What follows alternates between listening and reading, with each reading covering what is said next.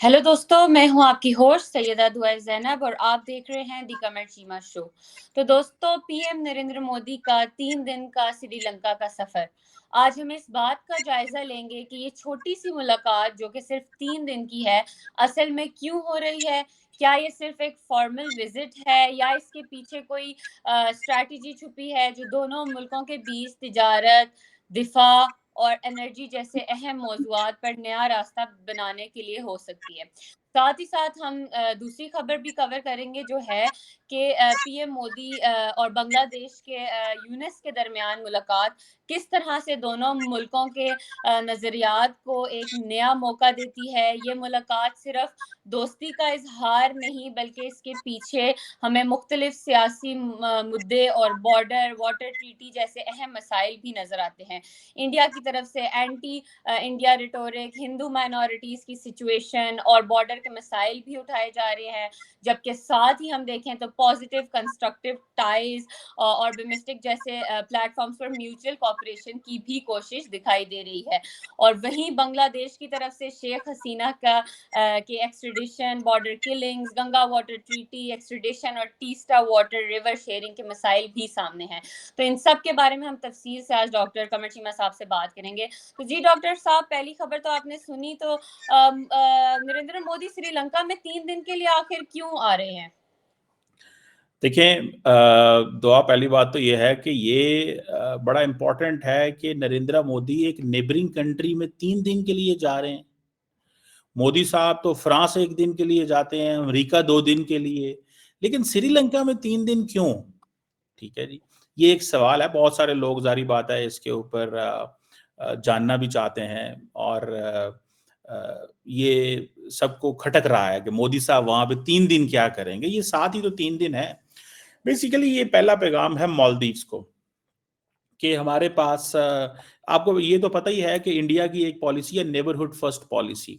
तो neighbourhood first policy में Indian जो लीडरशिप है वो खित्ते के तमाम नेबर्स के साथ बहुत अच्छे ताल्लुकात चाहती है। ये जो इस वक्त हुकूमत श्रीलंका के अंदर आई है, जिसमें ये जो श्रीलंका के प्रेसिडेंट हैं, ये आप समझ लें कि प्रेसिडेंट अनुरा कुमारा जो हैं, ये इनकी ये एक कम्युनिस्ट माइंडसेट के बंदे थे और ये माजी में जो जिसे कहते हैं ना हुकूमत के खिलाफ बड़ा रहे। और इस दफ़ा जब श्रीलंका में आपको याद होगा कि डिफ़ॉल्ट कर गया तो फिर एक गवर्नमेंट आई और फिर उसके बाद जब इलेक्शंस हुए तो ये सामने आ गए। तो इंडिया के लिए ये एक नया बंदा है, नई पर्सनालिटी है, तो इसके साथ इंगेज करना भी इम्पोर्टेंट है। लेकिन श्रीलंकन प्रेसिडेंट जो है वो कुछ अर्सा पहले इंडिया होके गए हैं, जहाँ पे उनको बहुत ज़बरदस्त इन्होंने इंडिया ने वेलकम दिया। असल में 3 4 5 इंपॉर्टेंट पॉइंट्स हैं जिसके ऊपर बात करनी ज़रूरी है। जो मुझे लगता है मोदी साहब जिस चीज़ पे फोकस करेंगे वो डिफेंस के ताल्लुकात भी हैं। और जिसे आप कह लें कि इकोनॉमी भी उनके लिए इम्पॉर्टेंट है, डिफेंस भी इम्पॉर्टेंट है, फिर डिजिटलाइजेशन भी इम्पॉर्टेंट है। बहुत सारे एरियाज़ पे काम करने की जो है वो जो पोजीशन वो तैयार की गई है और बहुत सारे एरियाज़ पे ये बताया जाएगा कि कहाँ-कहाँ इंडिया मज़ीद इन्वेस्टमेंट करने जा रहा है। मैं आपको बताता चलूँ कि जब श्रीलंका जो है वो बार-बार कह रहा है कि हमें फॉरेन इन्वेस्टमेंट चाहिए, इकोनॉमी को स्टेबलाइज़ करने के लिए, जो फाइनेंशियल क्राइसिस 2022 में आया था। इंडिया ने ऑलरेडी $4 बिलियन की फाइनेंशियल असिस्टेंस अप्रूव की हुई है श्रीलंका के लिए। दैट्स अ बिग मनी, ठीक है जी। सो इंडिया जो है वो श्रीलंका का बायलैटरल लेंडर भी है, जिन्होंने ये इंडिया ने ये भी वादा किया हुआ है कि वो $1.36 बिलियन का जो रिस्ट्रक्चर करेंगे लोन, क्योंकि श्रीलंका जब 2022 के अंदर डिफॉल्ट कर गया था। सो इंडिया इसलिए भी इम्पोर्टेंट है श्रीलंका के लिए। लेकिन इसके बावजूद नरेंद्र मोदी 3 दिन गुजारना चाहते हैं कि वो एक जो नया जो पॉलिटिकल क्लास है, देखिए जो माजी में जो लीडरशिप थी राजा पाक्सास, वो एक और माइंडसेट के लोग थे, वो एक डिफरेंट थे, उनके साथ भी अच्छे ताल्लुकात थे। लेकिन ये एक डिफरेंट जो लीडरशिप आई है और ये थोड़े से टफ हुआ करते थे इंडिया के हवाले से। लेकिन अब उनको पता है कि इंडिया के बगैर हमारा कोई गुजारा नहीं है। सो इसीलिए नरेंद्र मोदी साहब कुछ अरसा वक्त गुजारना चाहते हैं इनको बताने के लिए कि आप बड़े इंपॉर्टेंट हैं हमारे लिए। बहरहाल एक तो ये हो गया। इसीलिए बहुत सारे ऐसे एरियाज हैं जैसे एनर्जी सेक्टर में, सिक्योरिटी में, डिजिटलाइजेशन में, इनमें इंडिया जो है ये इंडिया की स्ट्रॉन्ग पॉइंट्स हैं। एंड देन डेट रिस्ट्रक्चरिंग, ये इंडिया के स्ट्रॉन्ग पॉइंट्स हैं कि इंडिया इनमें बड़ी हेल्प कर सकता है श्रीलंका की। और आपको याद है, हमारे व्यूअर्स को पता होगा कि जब माजी में जो श्रीलंकन प्रेसिडेंट आए थे तो श्रीलंका को ये बातें भी की गई थी कि जो लिक्विफाइड नेचुरल गैस की सप्लाई भी श्रीलंका को की जाएगी ताकि वहाँ पे ये जो पावर शॉर्टेजेस हैं या जो पावर ग्रिड्स हैं उनको सपोर्ट किया जा सके। सो इस सेंस में इंडिया जो है ये एक तो फोकस कर रहा है। दूसरा आपको पता है चाइना एक इम्पॉर्टेंट प्लेयर है। चाइना और इंडिया के बीच ऑलरेडी जो एक कंपटीशन है कि हमें हर लिहाज में श्रीलंका में मजीद अपना असर वसूख इस्टेब्लिश करना चाहिए। और इंडिया की बहुत सारी ऑयल कंपनीज जो हैं वो भी वहाँ पे मौजूद हैं। एक इंडियन ऑयल कंपनी है जिसे आप समझ लें कि ऑयल कोर के नाम से, that is the second biggest fuel supplier है श्रीलंकन गवर्नमेंट को ऑयल के हवाले से। इसी तरह अगर आप ये भी देखें कि जो इंडिया की जो गवर्नमेंट है वो मुसलसल कोई ना कोई प्रोजेक्ट्स जो है वो श्रीलंका को देती रहती है, बल्कि वो थर्मल के हवाले से हों या बाकी जो प्रोजेक्ट्स हों। तो ये आप समझ लें कि नरेंद्र मोदी वहाँ पे बेसिकली गए हैं टू गिव अ मैसेज, और वो मैसेज ये दे रहे हैं कि भाई साहब मैं आपके साथ काम करने आया हूँ, काम करना चाहता हूँ, मेरा फोकस ही आपके साथ जो है वो काम है, मेरा कुछ और फोकस नहीं है, मैं आपके साथ इसमें इन चीज़ों में आना चाहता हूँ। जैसे फॉर एग्जांपल डिफेंस के हवाले से देखा जाए कि डिफेंस कोऑपरेशन जो है उसकी भी बड़े पैमाने पे शुनीद आई है कि उसके ऊपर भी काम होगा। इंडिया जो है वो वेपन्स भी सप्लाई करना चाहता है उनको, श्रीलंका को। ये एक नई चीज़ है। देखें एनर्जी, इकोनॉमी, डेट रिस्ट्रक्चरिंग, ये एक इम्पॉर्टेंट चीज़ है कि आप समझ आती है, लेकिन श्रीलंका को लंबा चौड़ा कोई वो नहीं है, खतरा नहीं है किसी मुल्क से। लेकिन ये जो डिफेंस के हवाले से चीज़ें की जा रही हैं कि डिफेंस में उनको सपोर्ट की जाएगी या उनको वेपन्स दिए जाएंगे, ये दैट इज़ वेरी क्लियर, ये माजी में पाकिस्तान भी करता रहा। सो श्रीलंका इंडियंस को इस चीज़ का पता है कि इस वक्त पाकिस्तान जो है वो सीन से आउट है। और लास्ट टाइम मेरा ख्याल है पाकिस्तान के वज़ीर आज़म ने 2021 में शायद श्रीलंका का दौरा किया, और उसके बाद श्रीलंका के फॉरेन मिनिस्टर आए और उन्होंने आके पाकिस्तान की गवर्नमेंट से मुलाकात की। जब प्राइम मिनिस्टर इमरान खान गए थे उस वक्त तो उन्होंने ये कहा था कि जनाब हम आपको $50 मिलियन की क्रेडिट लाइन देते हैं डिफेंस की सप्लाई के हवाले से। उसके बाद जब हालात ख़राब हो गए फिर वहाँ से लीडर्स आए हमारी मदद करें, पाकिस्तान किसी किस्म की कोई मदद नहीं कर सका था।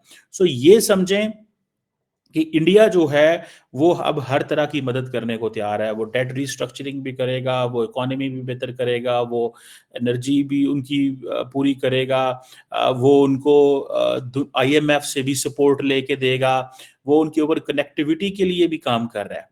ठीक है जी, कि दोनों मुल्क जो हैं वो किस तरह मजीद कनेक्ट रह सकते हैं। इसी तरह आप समझ लें कि ये जो फैक्टर्स हैं बेसिकली ये नरेंद्र मोदी साहब को वहाँ पे लेके जा रहे हैं, और इसीलिए नरेंद्र मोदी जो हैं वो इतना लंबा अरसा वहाँ पे गुजारना चाहते हैं। फिर इसी तरह मेमोरेंडम ऑफ अंडरस्टैंडिंग भी बहुत सारे साइन होंगे, जैसे मैंने बताया हेल्थ केयर में और इन चीज़ों के अंदर।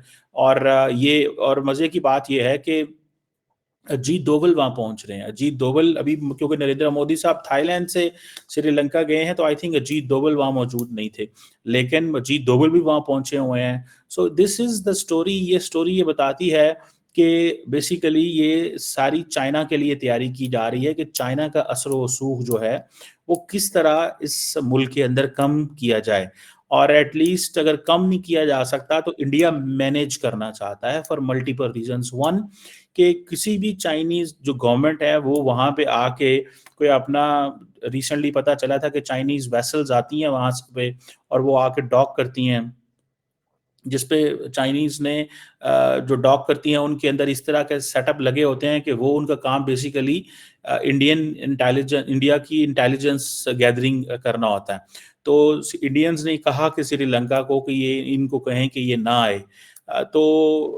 ये श्रीलंका नहीं कह सका था उनको। तो श्रीलंकन जो है वो भी देख रहे हैं कि चाइनीज और इंडियन प्रेजेंस जो है वो हमें इसलिए है यहाँ पे कि हमारा बिहेवियर मोल्ड किया जा सके।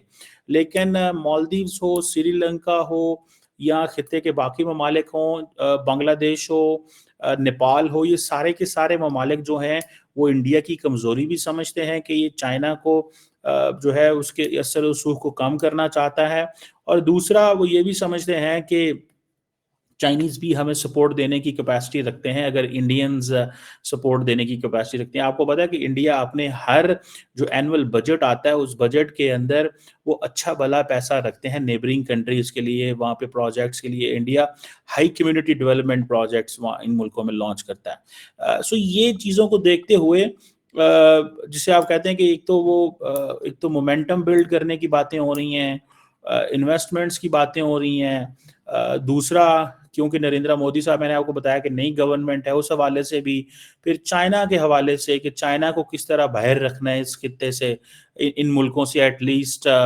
कुछ ऐसा ज़रूर किया जाए कि चाइनीज़ जो असर रसूख है वो थोड़ा कम हो। सो ये एक आप समझ लें कि this is an interesting trip, 3 दिन का ट्रिप, ये कोई नॉर्मल चीज़ नहीं है। मैंने आपको बताया कि नरेंद्र मोदी दुनिया में कहीं जाते हैं तो इतना लंबा अरसा नहीं रहते।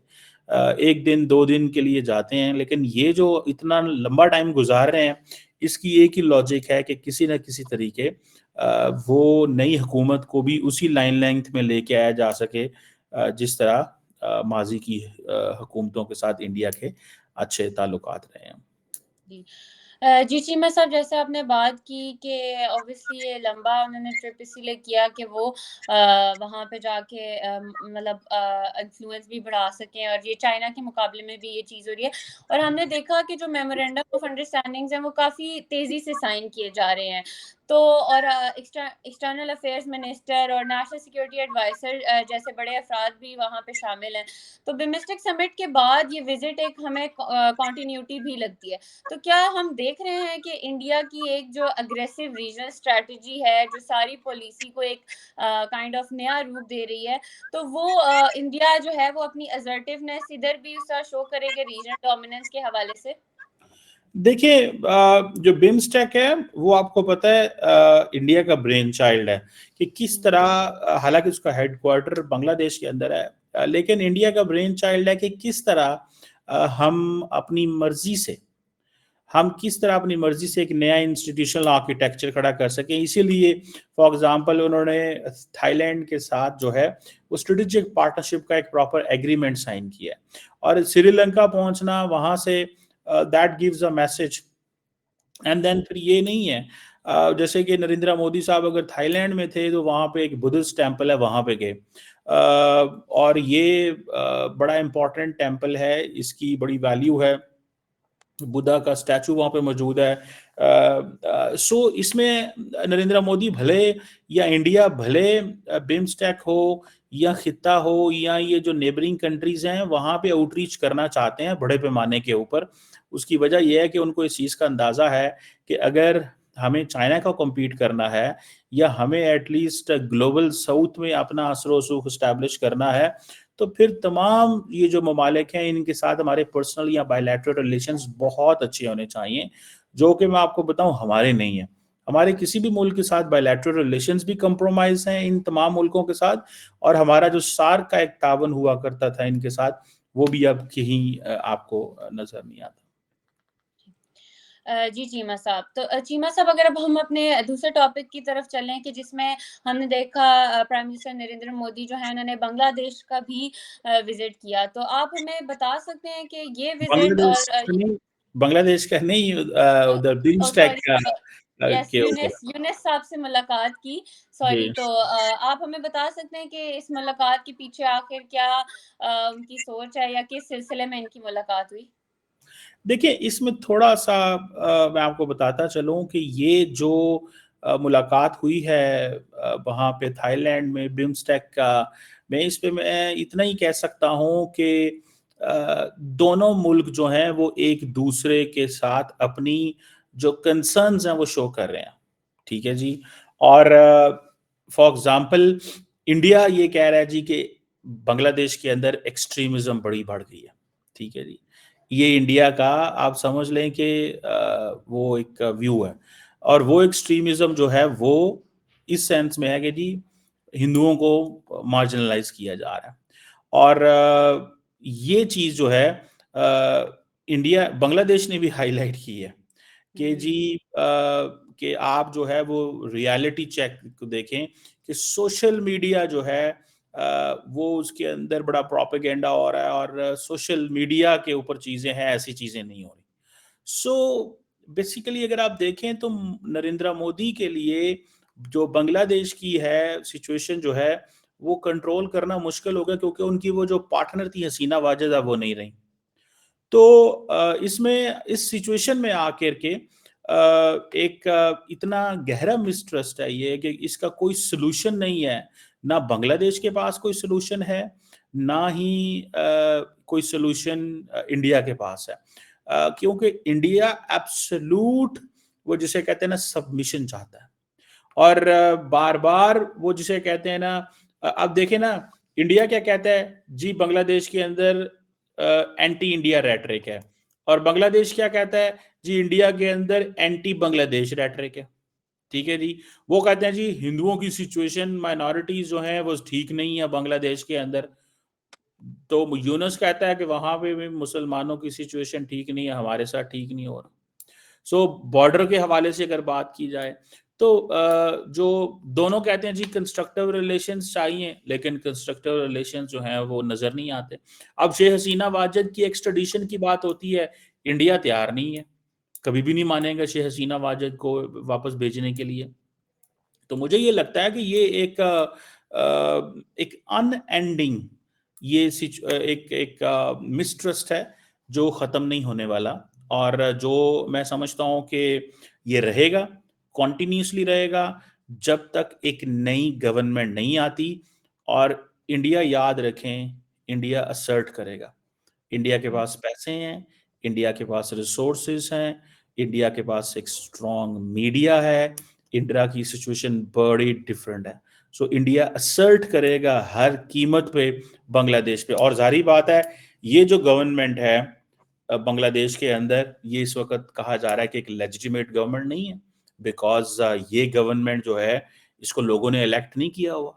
सो ये जो फैक्टर है ये बेसिकली इंडिया को कॉन्फिडेंस देता है कि जो नेक्स्ट गवर्नमेंट आएगी अगर वो भी इतनी होस्टाइल होती है टूवर्ड्स इंडिया, तो फिर इंडिया परेशान होगा। राइट नाउ इंडिया ये सिर्फ जज करना चाहता है कि अगला सेटअप कौन सा वहां पे होगा और क्या सिचुएशन होगी, बट फॉर अ मोमेंट मुझे नहीं लगता कि ऐसी कोई चीज जो है वो होगी। सो मेरा ख्याल है इसको वी कैन अंडरस्टैंड कि इसको ये जो एनवायरनमेंट है this is not cordial to move on for a good relation between both the countries. जी जी चीमा साहब, बस एक आखिरी सवाल जो मैं आपसे करना चाहती हूँ कि बिम्स्टेक समिट के दौरान ये मुलाकात हुई, क्या ये रीजनल कोऑपरेशन के प्लेटफॉर्म का काइंड ऑफ लाइक आप कह सकते हैं कि गलत इस्तेमाल नहीं, जहां दो मुल्कों के दरमियान इख्तलाफात को दूर करने के बजाय बल्कि उन्हें और बढ़ावा दिया जा रहा है? देखिए ताल्लुकात किन बुनियादों पे ठीक होते हैं? ताल्लुकात उन बुनियादों पे ठीक होते हैं जब जैसे वो कहते हैं ना कोई सिमिलैरिटीज हों। देखिए बांग्लादेश के अंदर एंटी इंडिया आउट कैंपेन चलती रही है। सो ये जो बांग्लादेश के अंदर ये जो सेटअप है ये है ही एंटी इंडिया सेटअप, और वो इसलिए है क्योंकि इंडिया ने जो बहुत ज्यादा सपोर्ट दी थी हसीना वाजिद को, वो सपोर्ट कहीं भी वो दूसरी पॉलिटिकल पार्टीज या ग्रुप्स के लिए नहीं थी। और अब तो इंडिया के अंदर ये बातें हो रही हैं ना, इंडिया के अंदर ये बातें हो रही हैं कि हमें हसीना वाजिद को इतनी लंबी और बड़ी सपोर्ट नहीं देनी चाहिए थी। So this is something which is very very interesting, which is very very important. So let's see किस हद तक चीजें काम करती हैं, but it's not, these are not normal times. and the situation is not in the control of Narendra Modi and even Muhammad Yunus, क्योंकि मोहम्मद यूनुस को भी इसलिए बिठाया गया है कि आप एंटी इंडिया रहेंगे तो आपकी सर्वाइवल है। यस, बहुत शुक्रिया चीमा साहब। तो दोस्तों आज हमने दो बहुत ही इम्पोर्टेंट टॉपिक्स पर बात की। हमने पीएम नरेंद्र मोदी का 3 दिन का श्रीलंका का जो सफ़र है उसका जायज़ा लिया। हमने देखा कि दोनों मुल्कों के बीच किस तरह से तिजारत, दिफा या एनर्जी जैसे अहम मौज़ूआत पर बात हो रही है। साथ ही साथ हमने पीएम नरेंद्र मोदी की यूनुस साहब से मुलाकात के बारे में जायज़ा लिया और हमने देखा कि एक ने हिंदू माइनॉरिटीज़ की बात की, एक ने मुस्लिम माइनॉरिटीज़ की बात की। साथ हसीना जो है वाजिद, उनके शेख हसीना जो है उनकी एक्सट्रेडिशन के बारे में भी बात हुई और बिम्स्टेक की जो समिट है उसके दौरान सब बातें चली। फिर मिलेंगे एक नए टॉपिक के साथ नए एपिसोड में। Take care.